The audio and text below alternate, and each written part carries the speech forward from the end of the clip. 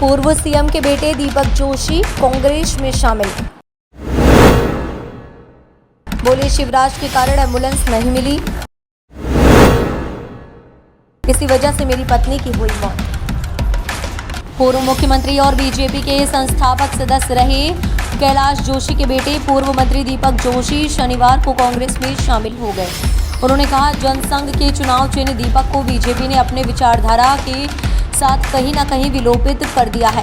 आज मैं कांग्रेस के साथ हूं। बीजेपी के प्रदेश प्रभारी मुरलीधर राव से मुलाकात के सवाल पर बोले, मैंने कल शाम 5 से 7 बजे तक 2 घंटे और रास्ता देखा, लेकिन मुझे कोई निराकरण नहीं मिला। मेरी विरासत ईमानदारी की है, उस पर मैं चलूंगा और निरंतर रहूंगा।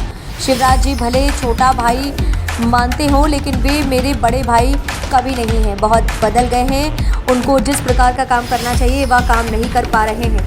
जोशी ने कहा, आज मध्य प्रदेश भ्रष्टाचार का गढ़ बन चुका है। नेताओं की स्थिति यह है कि कार्यकर्ता उनसे मिल नहीं सकते। आज पार्टी को एक हाईटेक पार्टी के साथ एक ऐसी पार्टी का लेवल दे दिया है जिसमें सामान्य कार्यकर्ता उन तक पहुंच नहीं सकता। दीपक के साथ दतिया जिले से विधायक रहे राधेलाल बघेल ने भी आज पूर्व मुख्यमंत्री कमलनाथ और नेता प्रतिपक्ष की मौजूदगी में कांग्रेस की सदस्यता ली।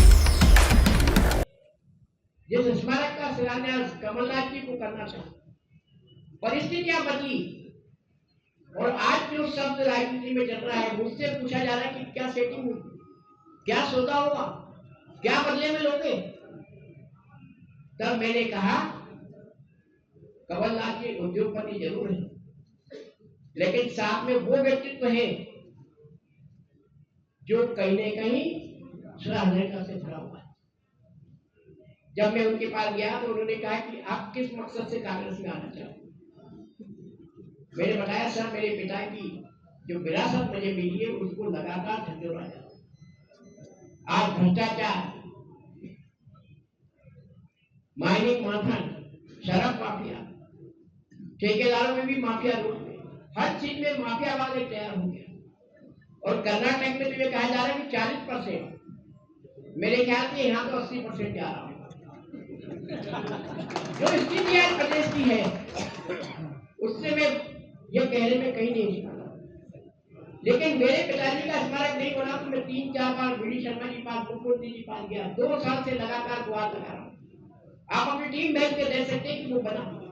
मैंने कहा कि भोपाल में 2 बार सांसद रहे, 25 साल निवासी रहे, मैं भोपाल का रहा, उनके नाम पे कोई चीज होना चाहिए। आज तक भोपाल में जोशी जी के नाम से कोई चीज नहीं। देवास जिसका सबसे बड़ा जिला अस्पताल जोशी जी के अनशन के कारण बना था, आज देवास में भी उनका कोई नाम। और तो हाटपिपलिया जहां उनका जन्म हुआ, वो ITI की बिल्डिंग मेरे मंत्री दुकान बनी, उसका नाम जोशी जी के नाम करने से उनको गुरेज हो गया, क्योंकि विधायक नाराज हो जाएगा। विधायक नाराज होगा तो एक ईंट खर्चेगी तो वो भूमि जो उन्होंने छल क्षेत्र और लालच से बनाई थी भर के गिर जाएगी। इसलिए एक विधायक को खुश करने के लिए उन्होंने पिताजी की नामकरण करने के लिए तैयार। लगातार बात करने के बाद मैंने 20 दिन 25 दिन पहले लखा वीडी शर्मा जी को बताया, हितरंग जी वही बैठे, ये सब काम होना चाहिए। तो उन्होंने कहा कि मैं बात करूंगा, आज मुख्यमंत्री जी के साथ मेरी बात। 4 दिन बाद वो स्वयं मिले, मैंने बात नहीं की, वो स्वयं मिले तो उन्होंने कहा कि हमारी मुख्यमंत्री से बात हो गई, बहुत जल्दी काम हो जाएगा। मैंने लगभग 2 हफ्ते इंतजार किया। जब वो काम की शुरुआत नहीं हुई तब मैंने कांग्रेस से संपर्क करने का प्रयत्न किया। तो सहजता से आज कांग्रेस के बहुत से व्यक्ति, बहुत से उस समय के छात्र नेता मेरे मित्र हैं, अभी तो सहयोगी। मैं जानता हूं कि सुनने वाला कोई नहीं। लगातार 2 साल से मैं एक मांग करता आ रहा था कि माननीय जोशी जी का स्मारक, क्योंकि मेरे पिताजी का जब देहांत हुआ था तब माननीय कमलनाथ जी मुख्यमंत्री थे, सज्जन भैया मंत्री थे, गोविंद सिंह जी मंत्री थे। जब उनके पार्थिव शरीर के दर्शन करने के लिए माननीय मुख्यमंत्री जी अपनी टीम के साथ आए थे, तब मुझसे उन्होंने पूछा कि अंत्येष्टि कहाँ होगी। तो मैंने कहा कि हाटपिपलिया में, हमारा गांव है, हमारा परिवार हाटपिपलिया में रहता, देवास जिले के। तो हाटपिपलिया में कहाँ होगी? तो मैंने कहा शमशान में। बोले जोशी जी की और शमशान में? बोले जोशी जी तो हमारे मध्य प्रदेश में देश के प्राण हैं, अगर उनका शमशान में करेंगे तो लोगों का क्या मैसेज जाएगा कौन जोशी जी को याद रखेगा?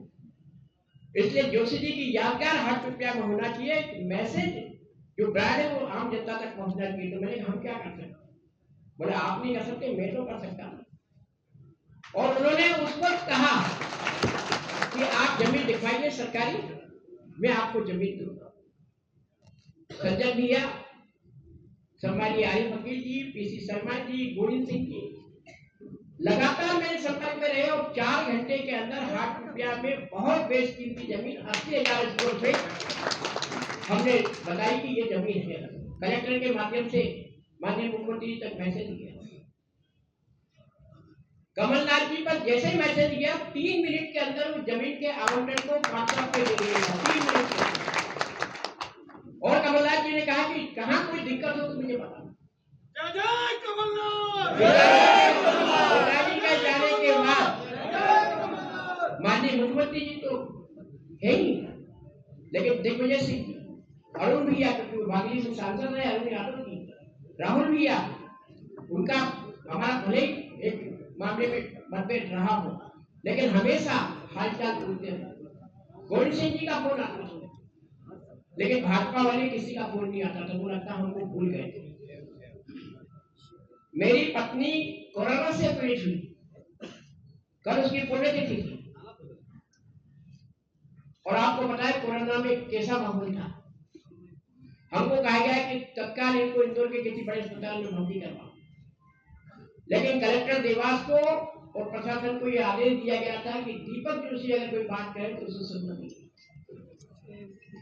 ये माननीय शिवराज सिंह चौहान के निर्देश थे, उस निर्देश के कारण मेरी पत्नी को एम्बुलेंस नहीं मिली और आज वो मेरा साथ छोड़ के चली।